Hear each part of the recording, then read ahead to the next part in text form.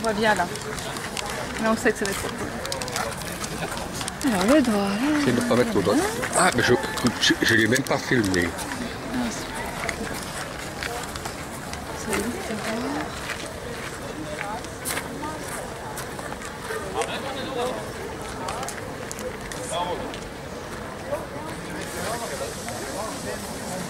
Non, non, c'est bien. Oh, ça me...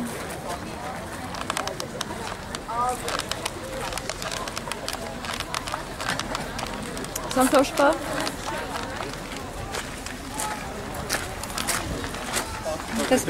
Mais non, ça s'enclenche pas. Ça s'enclenche pas, je ne vais pas trop forcer non plus. Ça s'enclenche pas le bouton. Non. Je dois être en... Même maintenant, je vais essayer pour voir.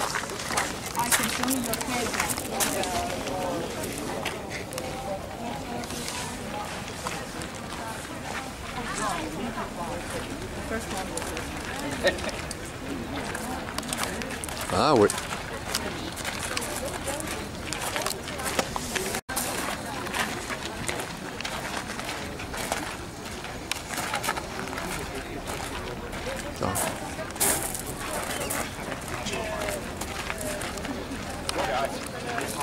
La caméra est morte.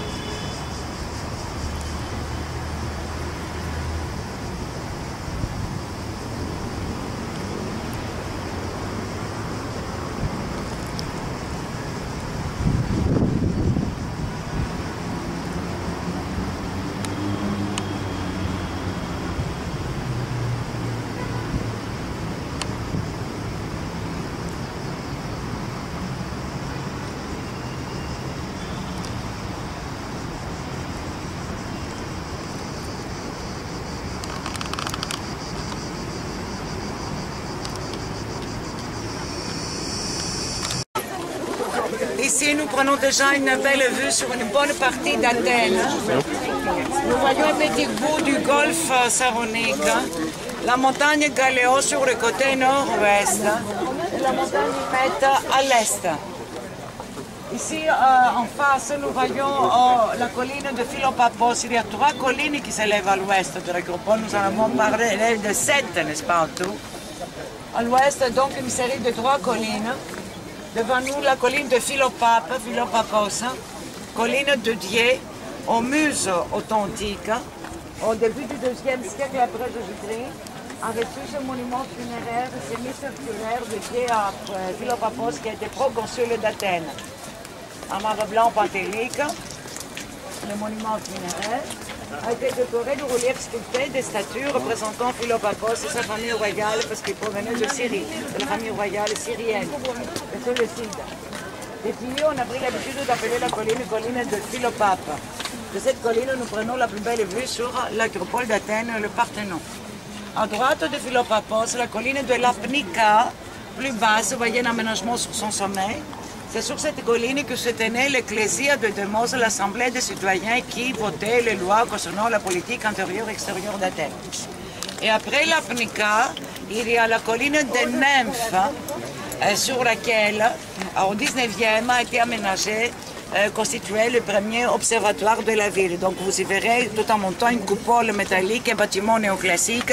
C'est l'observatoire du 19e siècle.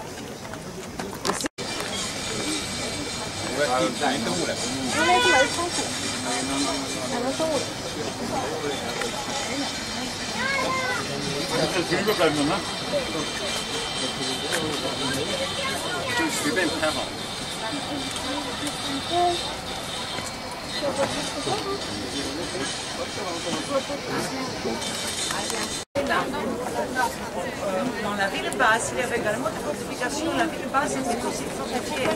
Le Pirée a été rejoint. Et ils ont même fait le long une sorte de couloir fortifié pour relier le Pirée à la ville. Pour protéger les marins, les commerçants, les marchandises qui allaient du Pirée à Athènes, d'Athènes au Pirée. Vous voyez donc un système de fortification très développé dans Athènes avec les façades de fer. Fortification comme classique, un seul côté accessible. Et sur ce seul côté accessible, ils ont, à l'époque de Périclès, élevé les gros filets de l'acropole. Nous avons exposé ce puits en très monumental. Aspetta che ci stiamo perdendo. D-M-I o D-M?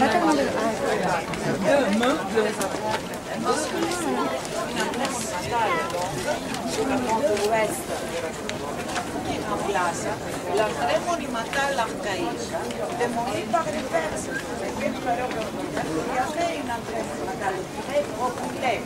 Il y avait des vrais Athénons, il y avait des vrais temples d'Athénons dans le sanctuaire.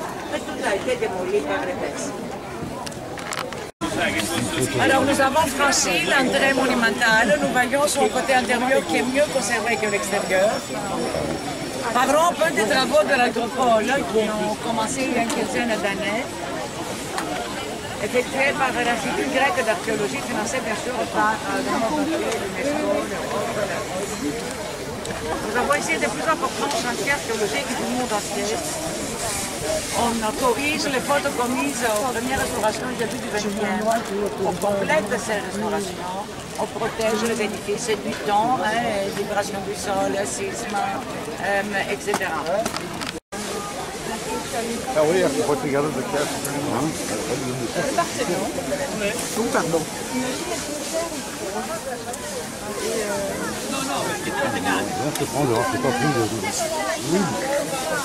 Les cariatides, c'est ça, les cariatides de l'acropole. Les colonnes de statues.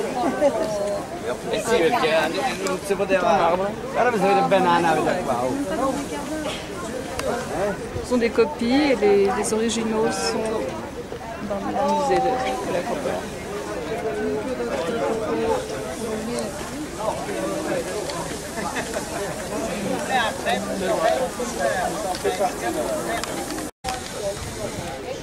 Et c'est parti. Elle est devant, elle est devant. Tu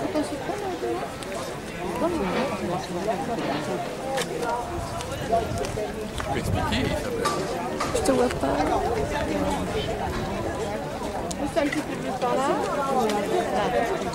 Là, tu ne dois pas me voir. Tu dois prendre un peu de recul. Vous voulez passer? Ah, pardon alors. Un peu de rap, un peu. Tu plies un peu la main. Ça, la ganache.